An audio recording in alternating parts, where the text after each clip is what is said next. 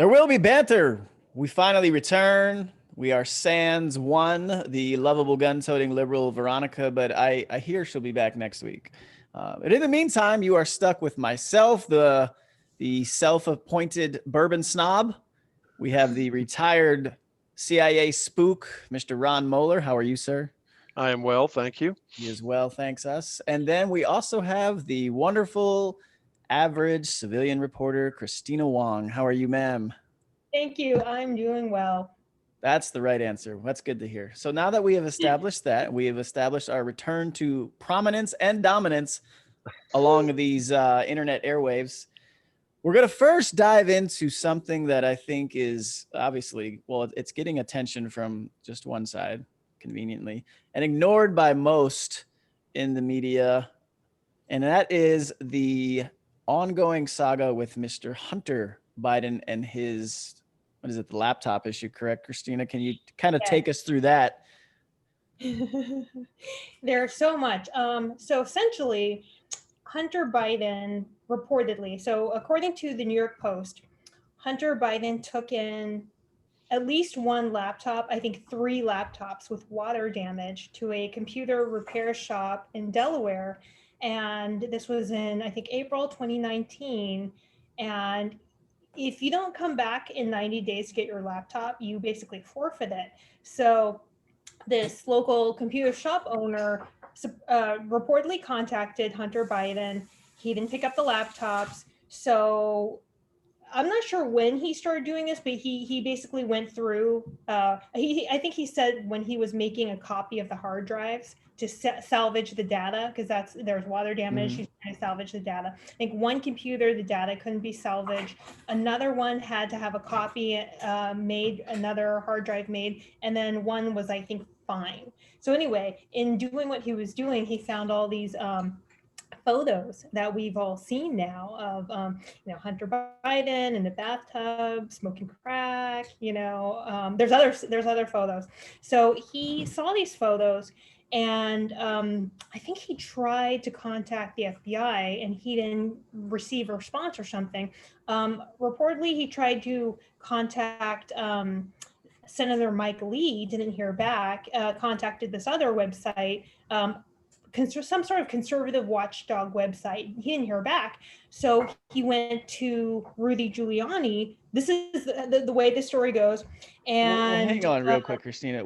Is he supposed to do that by law, or is this something that he just felt compelled to do on his own? Because I'm just curious at what point this is his business. Yeah. So it is very kind of, disturbing, right? I've dropped off a laptop at a store in DC.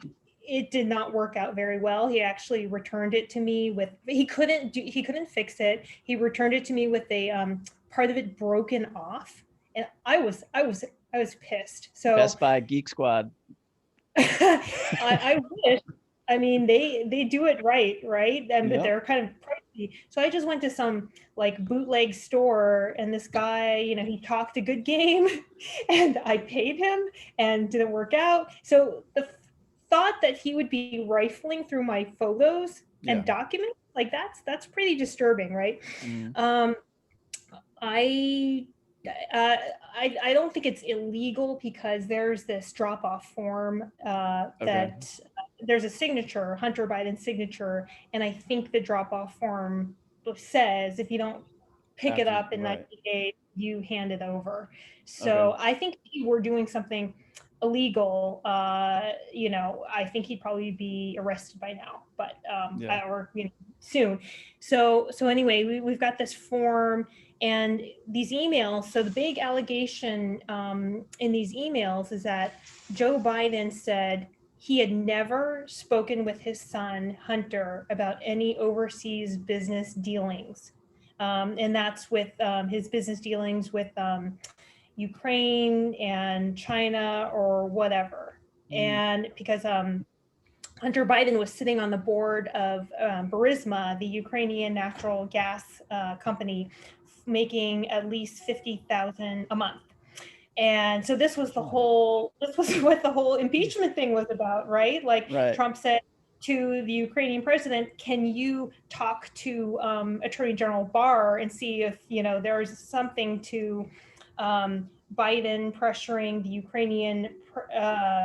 then Ukrainian president to fire this prosecutor who was investigating Burisma at the time. I think this was, I don't know, it's all very confusing. So hopefully I'm explaining it clearly. So this was, I think, in 2015 or 2016 when Joe Biden was the point person on Ukraine.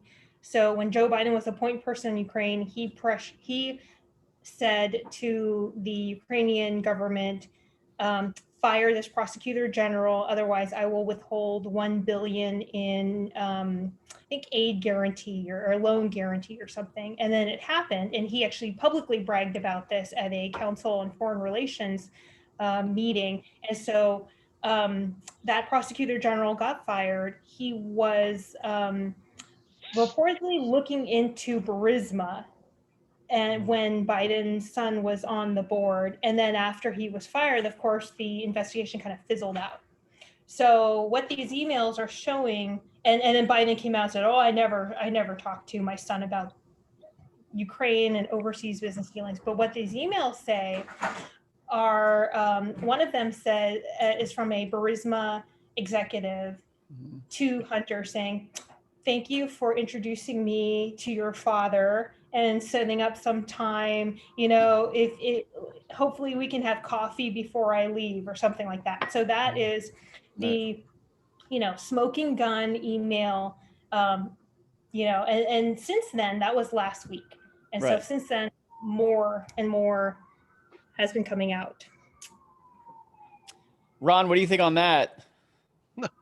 Well, it's a great synopsis. I mean, I understand now why NPR didn't want to cover it, because it's too complicated and none of us really care about it. So it's hilarious. No, it's a great synopsis, but it's and the details of how it got revealed are they're interesting, but more importantly is what was revealed. And I think, in 2016, the president ran as an outsider, and he talked about draining the swamp. And if anything, he this proves how deep, wide, and broad the swamp. But let's call it something else, not the swamp. Let's call it what it is. It's corruption. It's total corruption of the U.S. government. And I mean, Joe Biden, what is he, 47, 50 years in public service, whatever. And I mean, I did 39 years in public service, but I obviously wasn't an elected official. But I'm certainly not worth $250 million, at least, conservatively estimated. I don't have 4 palatial homes, and just one.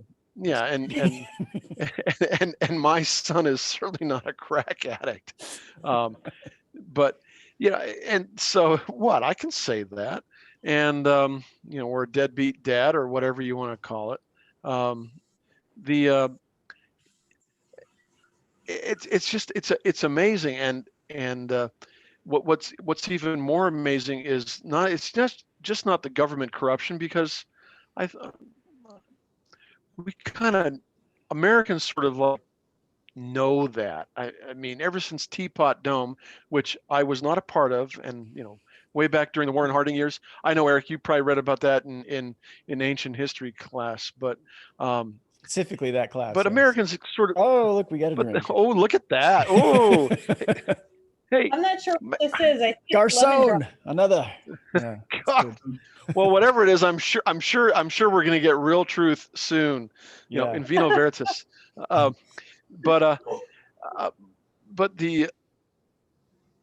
But the point, the thing is that here we have, I mean, we sort of suspected, and now we know about the whole Clinton Foundation and the corruption that we were exposed to in 2016 and was.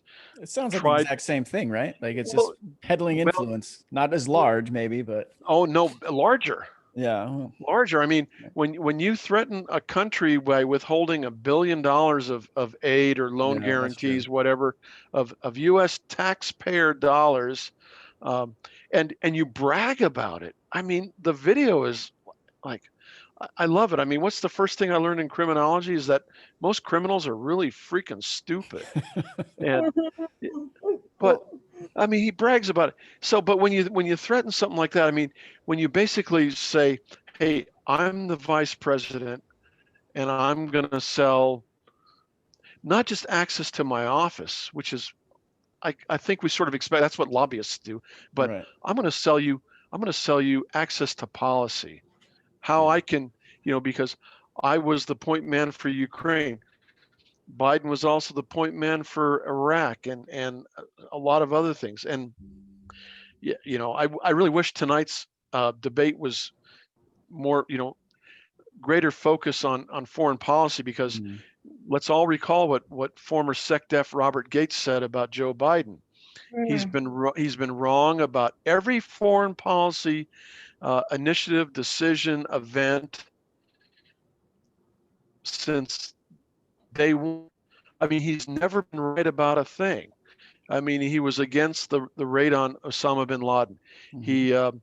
He advocate, I mean, for that's a recent example. I mean, he's been wrong about frickin' everything, and now we see the corruption and the as people are starting to unravel this very layered onion, and peeling it back, is the report about him and Kamala and a couple other senators being, Feinstein obviously, but being uh, agents of influence, or I'm not sure, I can't remember what the exact word was, um, but they are key people in the Red Chinese ability or program to exert and influence American policy and American government, and things like that.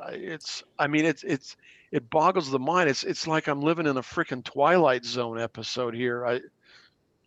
So But go two ahead, Yeah. Eric. things. I think two things is one, you talk about the corruption aspect, and yes, Senator Biden or Vice President Biden has been in public office or public life for the better part of 47 years, from what we understand.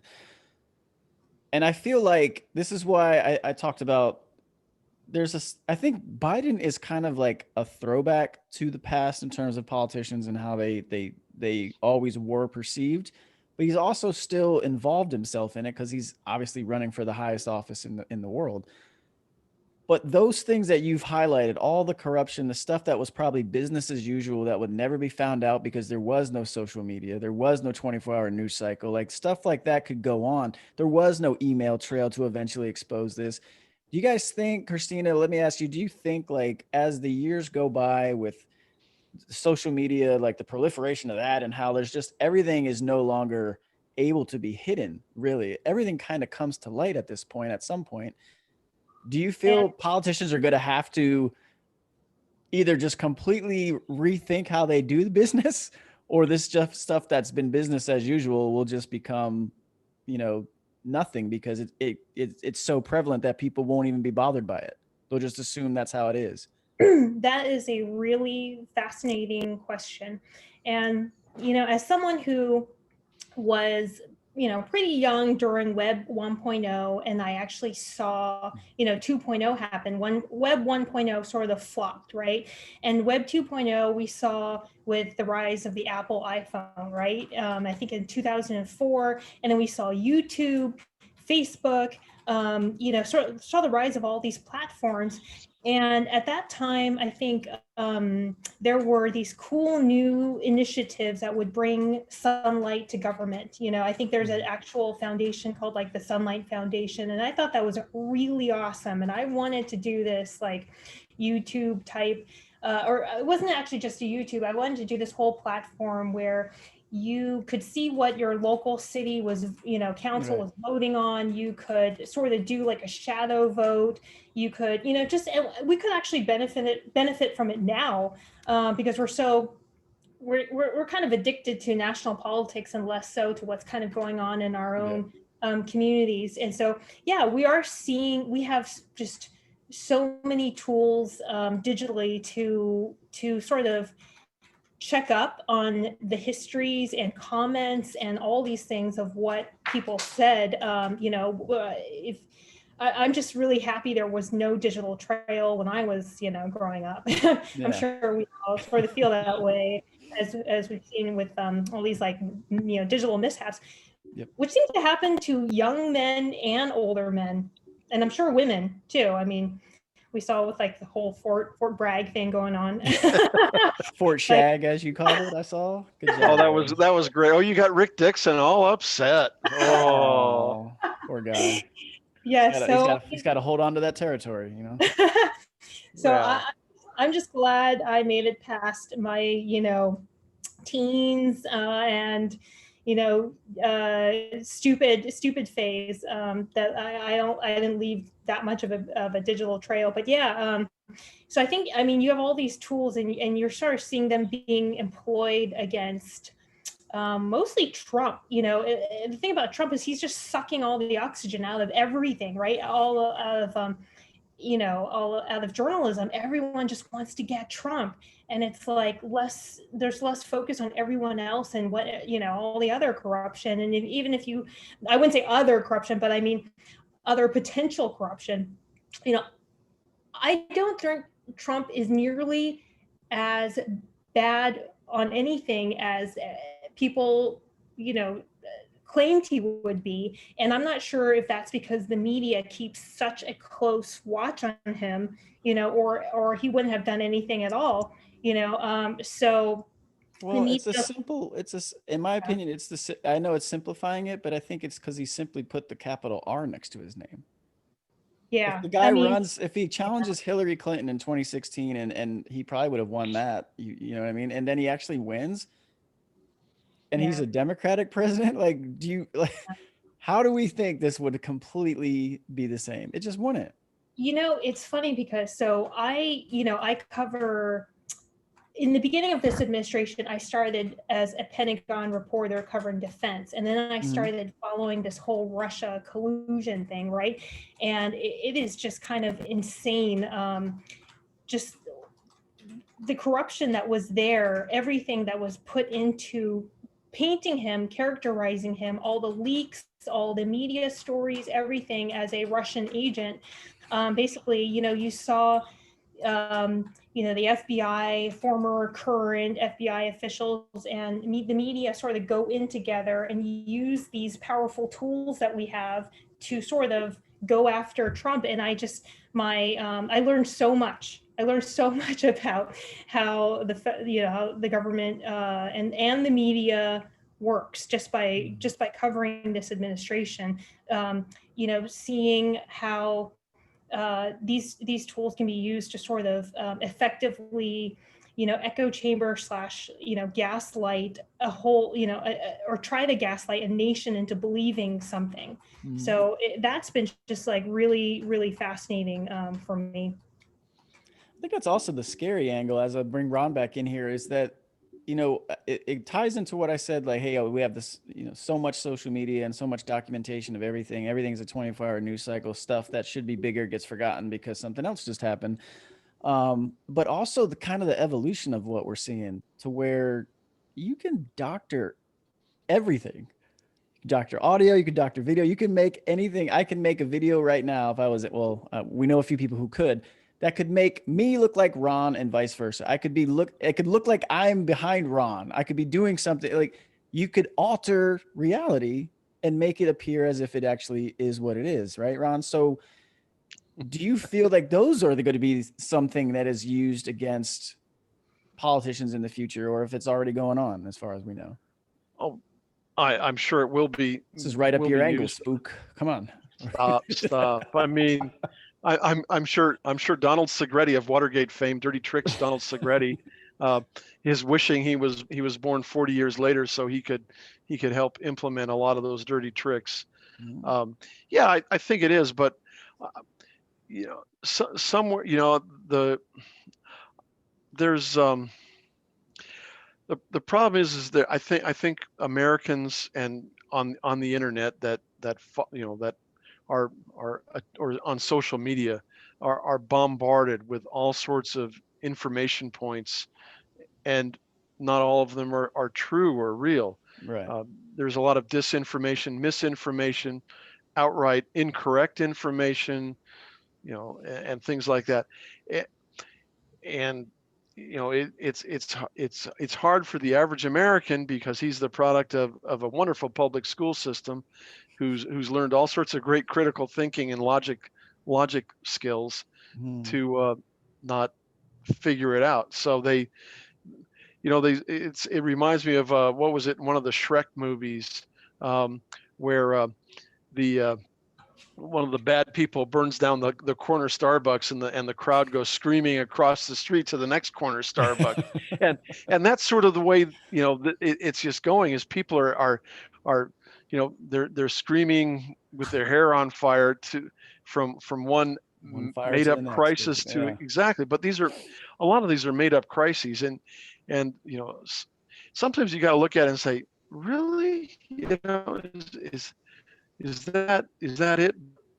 When you have incontrovertible evidence of, like the Hunter Biden emails, and all right, so Hunter was the bag man. I mean, let's call him what he is. He's the bag man. That dude's not smart enough to rub two sticks together and figure out that one of them's not a match, type of thing. I mean, this dude is not a bright dude. He was the bag man for dad, and so. But Americans are going to pick up on that, and I hope in tonight's debate, and obviously by the time this is published, we'll see how wrong I am, or hopefully how right I am. Right. Is that the president? Yeah. Go ahead. Oh, no, you just real quick. I mean, I said something about, the smoking gun, but in the emails, but I think the most important thing we've learned in the last few days is that there was this email written by, I forget who, but it laid out the expectations for compensation for this joint venture with the Chinese firm. And there were there were initials and amounts, percentage of equity that each person would get. And so there was an H, and he would get 20%. And then there was Jim, which is James Biden, and then Joe Biden's brother. And then there was 10 held by H for the big guy. And so now we have so dumb. Yeah. I mean, if this was a RICO case, if we were talking, organized crime, Seriously. like one of the 5 families or something like that, this would be hilarious. This would make a great movie, and Vin Diesel could play, the sympathetic Hunter Biden character, maybe and that's how why he that guy went to Giuliani, because he was the RICO guy. Well, exactly. I mean, Giuliani is the guy who broke the mob in New York. Right? Yeah. I mean, but I just hope Trump approaches it, because Biden's go-to play is, whenever this comes up, is to attack the messenger, or this, like in the case of the CBS reporter, attack the questioner. Sure, yeah. But also to, how dare you insult, my family, my son, and it's a good play. And then it works. It's a good play, but if he doesn't, if he doesn't, if the president doesn't invoke Hunter, but talks about Joe Biden's corrupt, there's enough out there now that, hopefully Americans are starting to go, wait, is Joe Biden in the pocket of the Chinese Communist Party? Is he an unregistered foreign agent of the People's Republic? I mean, that's can we trust him? That's what that's why I don't know if this really, because it's not getting the attention. There obviously major outlets are ignoring it, but I think the point that I'm just worried about is that, the people who are going to vote for Joe Biden are still going to vote for him. The ones that are not, because they're not going to. So does this really matter? Does it affect anything?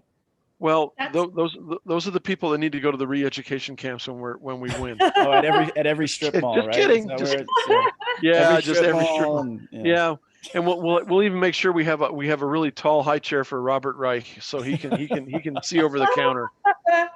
Yeah, didn't he called for a truth and reconciliation committee? Yeah, and He someone did. someone replied to him saying that they need to be set up like at every strip mall, just like they were in Germany after World War II. And Ron's like, there weren't any strip malls in Germany. Yeah, there was a lot of damage, but no strip malls. Yeah, like yeah, it's But a weird fantasy these people have. no, I Yeah, think yeah, your point about does this really matter? I saw this local LA Fox reporter say that, he said Trump supporters are still going to vote for Trump, and Right. this does not dissuade Biden supporters, but it calls into question. I mean, it sort of highlights all the bad behavior from everything that I would say Trump supporters, but hopefully other people hate, which is like suppression of free speech from big tech. So I think Yeah. everyone, actually, I think that was a huge mistake by Twitter to clamp down on the story because it just Yeah. made it explode even more. Because everyone's curious about stuff they're not supposed to see. So I think it called attention to that, and it sort of highlighted, what Trump's whole run was, is that he was going to fight, Yeah. big tech and corruption, and then you have, especially fight the media. So you have like the media and big tech trying to squelch the story. So I think that should be distasteful to people, hopefully independents who aren't a big fan of this kind of censorship, because it's pretty Orwellian. Yeah, and I don't know if you guys have seen it. I think I shared it in our chat, Ron, but I don't know if Christina, if you saw it. I'm not in the boys' chat. No, I know the Jason Whitlock interview yesterday with President Trump, because Jason Whitlock's been hitting on big tech for months, since he's came over to Outkick. But he actually he asked the president about that, and how big tech is the one who has taken control of the national discourse, because that's how we communicate. I think Ron and I talked about this at one point. This is the new public square, is the social media age. Whether everyone's on it or participating or not, it is what it is. And the president brought up how they just recently, the government sued Google last week. So, I mean, there are things that can be taken, but it's kind of like what you said. Are people going to actually pay attention, or, is it just going to well, be? I think if the president just uses the word corruption and the swamp and people making, trading their office to foreign governments to, destroy America or to take away jobs from Americans. And he's been doing, the last 4 years, he's been bringing those jobs back, and he's trying to level the playing field. Yeah, I think that message will resonate. It'll roll in.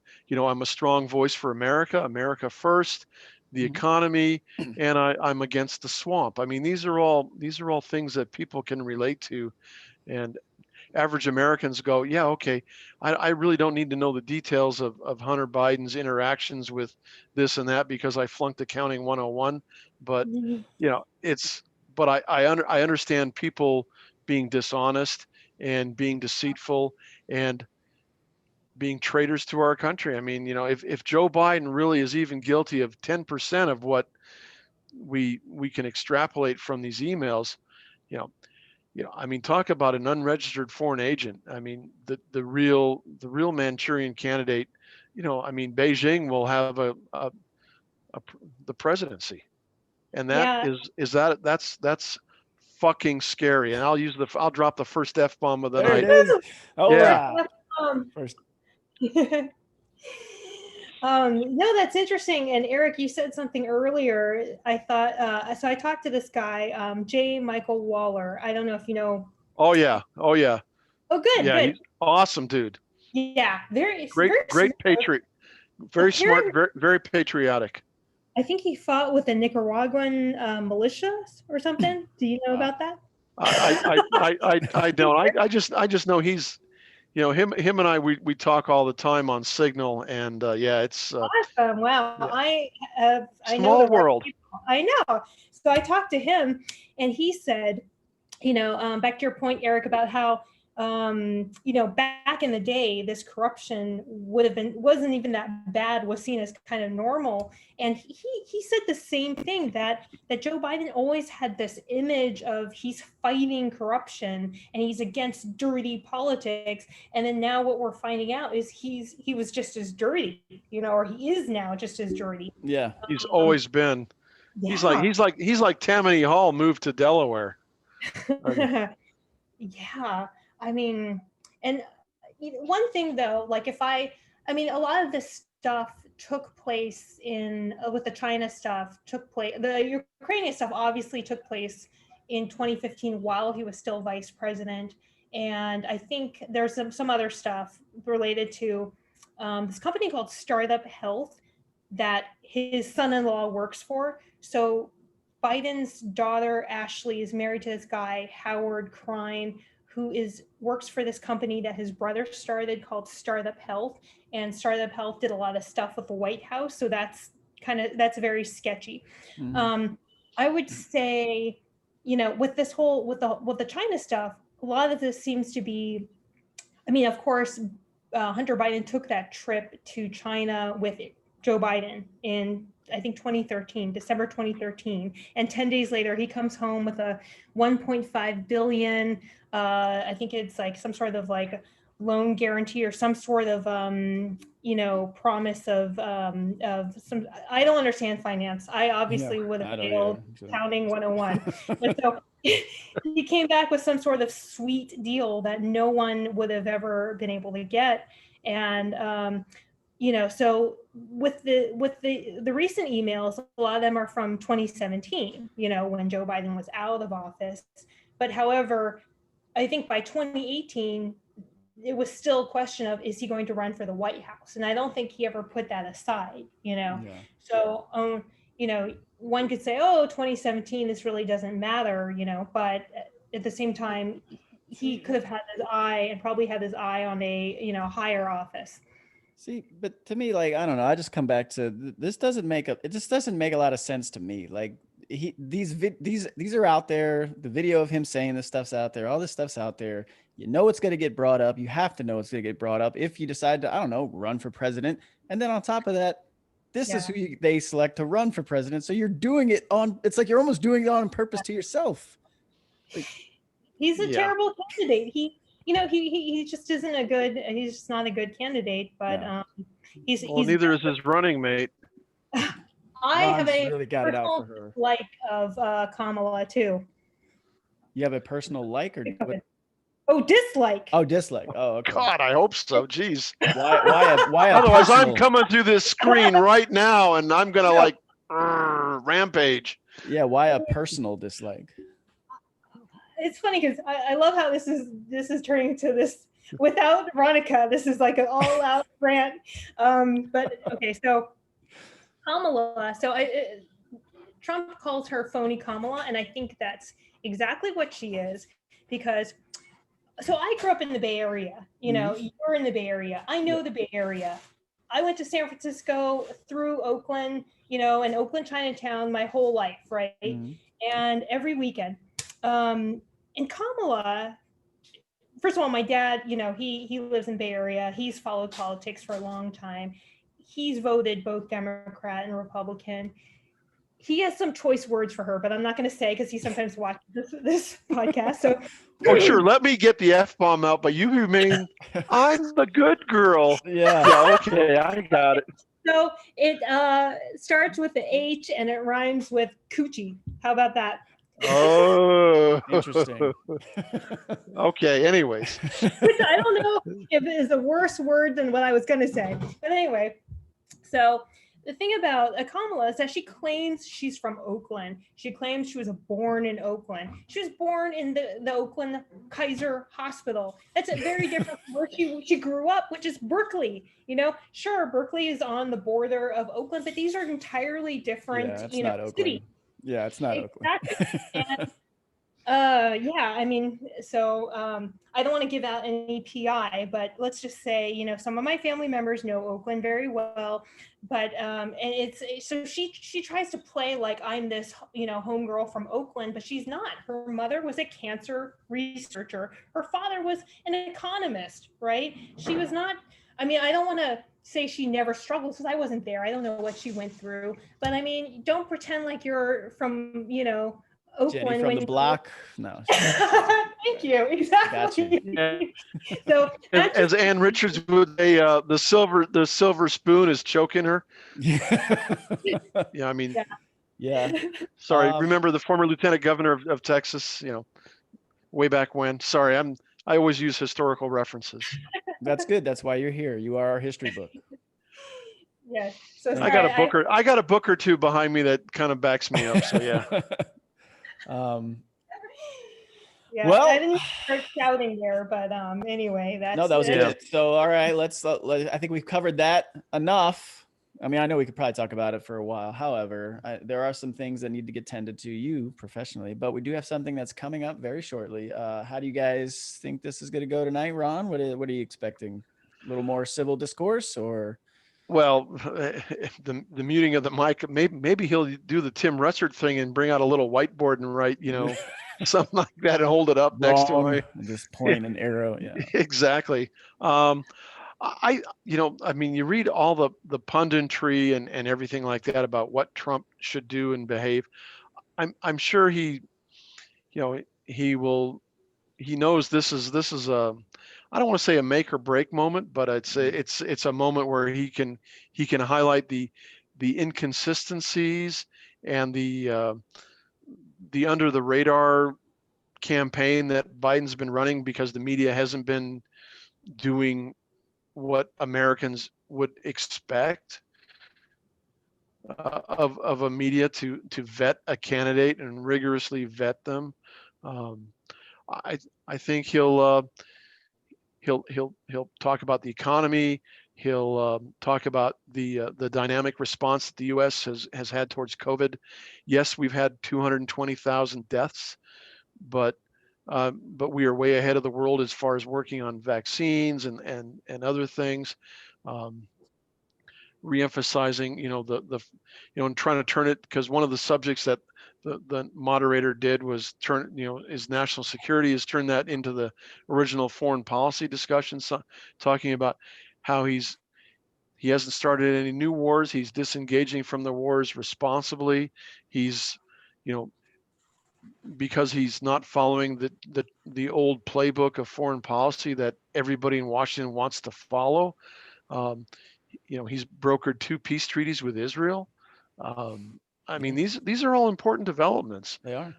And real quick, so that, the Biden campaign, a lot of Democrats are really touting the 700 plus retired generals and admirals and ambassadors and national security professionals and former IC seniors and that all. And I read through the list of these 700 and some odd people, and I'm going, it's like a who's who of, like, who wants a job in the next Democratic administration, who's a former Clinton or Obama-ite, and who's in the pocket of forever war. None of these people are winners. And that's the bottom line. None of these people are winners. They're all losers because they haven't had an original thought since, I don't know, they picked their nose when they were 2. I don't know. I mean, so there we go. And then, so Christina, I know you're getting ready to cover the big nice night. I can't even speak, and I'm not even having bourbon tonight yet. But yeah, so what are you thinking is going to take place? What's your prediction? A little Wyoming. That's good stuff, Ron. Wyoming whiskey. It is. A little 88 proof, I think. It's tasty. Yes, it is. Yeah, gotcha. Anyways. I got it, Ron. I got this. There will be bourbon. There will be banter. Okay, go ahead. Go ahead, Christina. I'm sorry. Yeah. So hopefully, so I agree with Jason Whitlock. I loved his interview today. Biden didn't really have any senior moments the last time. Of course, he probably needed 3 days of sleep to actually, be able to perform well. And I expect that's what he did again. This time. So I think sort of, if Trump could focus on his many accomplishments that Ron laid out, that would be fine. And then just let Biden talk, because that's where he F's up. Yeah. Is that he does the rambling, he loses track, and he does the he does the ramble, then what the hell am I saying? Look, and then he starts to get refocused. And so if Trump just sort of lets him go, I'm sure the moderator will probably help. Yeah, exactly. Be like, okay, that's great. Let's just move on. But we'll see. I think the shouting. I think the first time Trump had a strategy is to divide Biden, either make him choose a side, with the centrist or the socialists. I think he had a strategy. He tried for that, but I think this time, a lot of people, I think moderates, independents might have been turned off by I have no evidence of that, but if they were turned off by the sort of aggressiveness, even though Biden was the first one to interrupt him, Trump came off because he's a lot more energetic as the aggressive one. Right. So if Trump dials that back and just lets Biden, talk, let's see what sort of ideas Biden actually, can get out and, put forth and let's see if he can do it. Yeah, I agree. Or positions he can defend. Right. I agree. That's why I said I don't think he can defend any of his platform. That's the problem. I'm not sure he can. I just don't think the president is wired to be someone who just lets someone say stuff. So, we'll see though. I'm looking forward to it. Like I said, I will watch it after it has completed later. One more thing. Knock it out. Do you see the shirt? Yes. Oh, look at you representing WTF. Oh, top fan. Top fancy. Yeah. So there is some ongoing efforts to hopefully we'll be able to discuss soon next week regarding the hopefully upcoming Medal of Honor awarding to Sergeant First Class Alwyn Cash. That saga continues to unfold up on the Hill, but we will update you based on that when we get a chance. And hopefully Veronica's with us next week. But again, remember, you may not think like us, but you probably think like one of us. We'll see you next week. There will be banter.